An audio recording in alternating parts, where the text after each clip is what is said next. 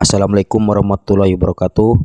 Pada kesempatan kali ini saya akan melanjutkan kembali pembahasan soal-soal mengenai kisi-kisi materi SKB CPNS Formasi Pengelola Pengadaan Barang dan Jasa.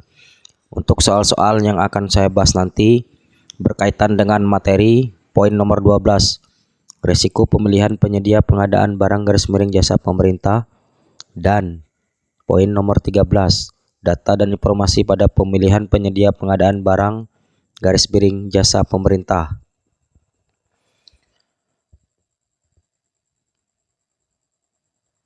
Baik, kita mulai soal nomor 1.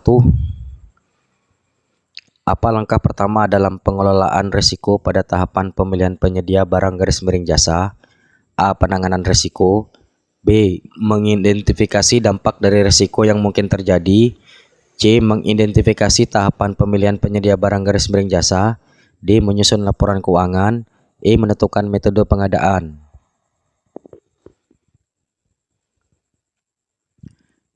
Jawaban yang tepat dari soal nomor 1 ini adalah C. Pembahasan pengelolaan risiko tersebut dapat dilakukan dengan mengidentifikasi 1.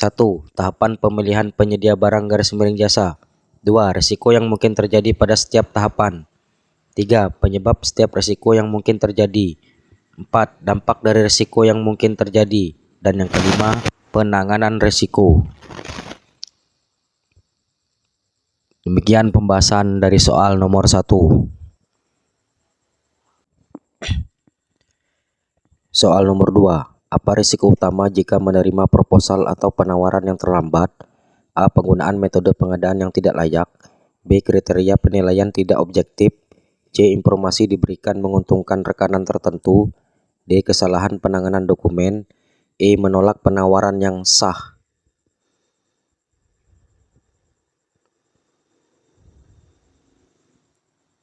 Jawaban yang tepat adalah E. Pembahasan risiko utama dari menerima proposal atau penawaran yang terlambat adalah bahwa penawaran tersebut mungkin tidak dipertimbangkan dalam proses seleksi. Ini dapat menyebabkan beberapa penawaran yang sebenarnya sah dan kompetitif tidak diikutsertakan, yang pada akhirnya mengurangi persaingan yang sehat dan transparansi dalam proses pengadaan. Selain itu, hal ini dapat menimbulkan ketidakpuasan dan ketidakpercayaan dari para penyedia barang _ jasa yang merasa bahwa proses pengadaan tidak adil atau tidak transparan. Demikian pembahasan soal nomor 2. Soal nomor 3. Berikut ini yang merupakan strategi penanganan risiko dengan cara mengurangi kemungkinan terjadinya risiko (prevention _abates) adalah: A. Mentransfer risiko kepada pihak lain. B. Mengambil langkah-langkah untuk mengurangi dampak risiko. C. Menghindari aktivitas yang dapat menimbulkan risiko. D. Mengurangi kemungkinan terjadinya risiko dengan menangani penyebabnya. E. Menerima risiko dengan kesadaran penuh terhadap potensi konsekuensinya.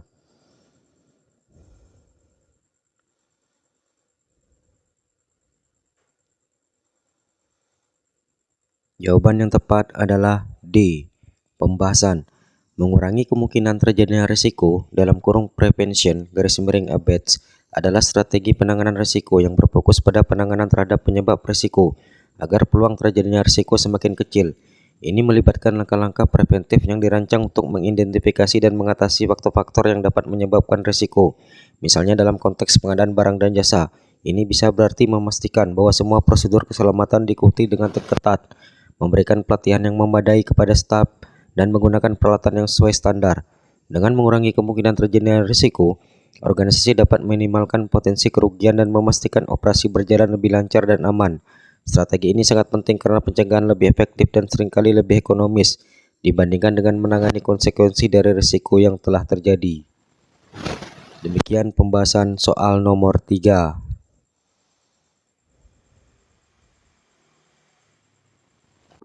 Soal nomor 4. Apa penanganan yang tepat untuk risiko pada tahapan penyusunan spesifikasi teknis? A. Melakukan survei harga. B. Melakukan analisis pasar. C. Melibatkan pengguna dari unit kerja. D. Mengidentifikasi pelaksana pekerjaan. E. Melakukan peninjauan lapangan.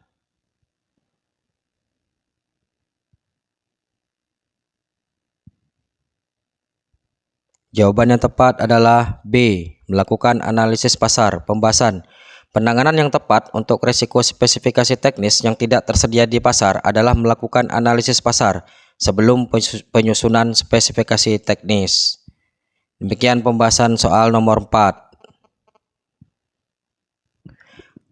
Soal nomor 5. Bagaimana cara mengatasi risiko komponen pembentuk harga perkiraan yang tidak lengkap? A. Melibatkan tenaga ahli. B. Melakukan analisis pasar. C. Melibatkan pengguna dari unit kerja. D. Mengidentifikasi pelaksana pekerjaan. E. Melakukan peninjauan lapangan.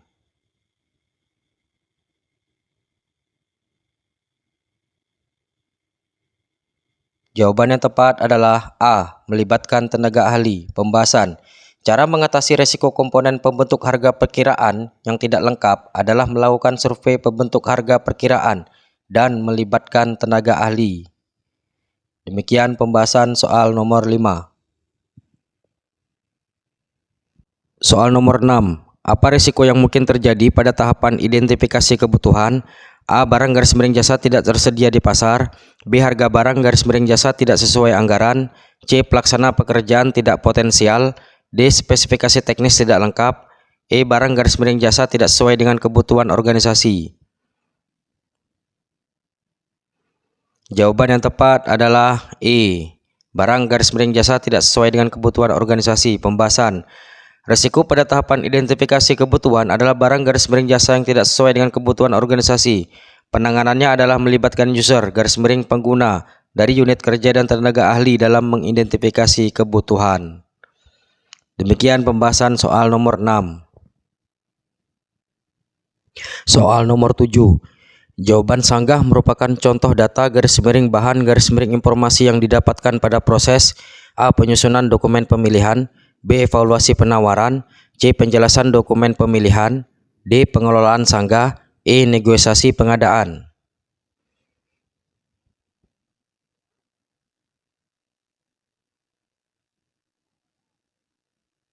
Jawaban yang tepat adalah D. Pengelolaan sanggah. Pembahasan. Dalam proses pengelolaan sanggah, data garis miring bahan garis miring informasi seperti surat sanggah garis miring sanggah banding dan jawaban sanggah garis miring sanggah banding merupakan elemen penting yang harus dikelola dengan baik untuk memastikan kelancaran dan keadilan dalam proses pemilihan penyedia barang garis miring jasa. Demikian soal nomor 7.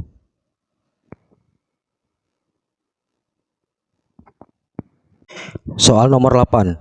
Kertas kerja evaluasi merupakan contoh data garis miring bahan garis miring informasi yang didapatkan pada proses tahapan A. Negosiasi pengadaan. B. Penyusunan dokumen pemilihan. C. Evaluasi penawaran. D. Penjelasan dokumen pemilihan. E. Penilaian kualifikasi.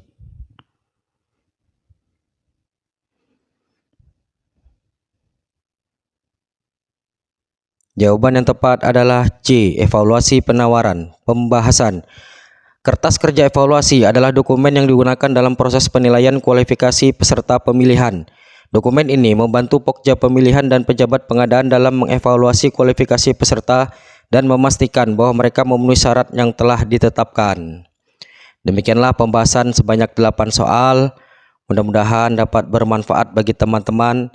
Salam tak kenal lelah dan tetap semangat. Saya akhiri wabillahi taufiq wal hidayah. Wassalamualaikum warahmatullahi wabarakatuh.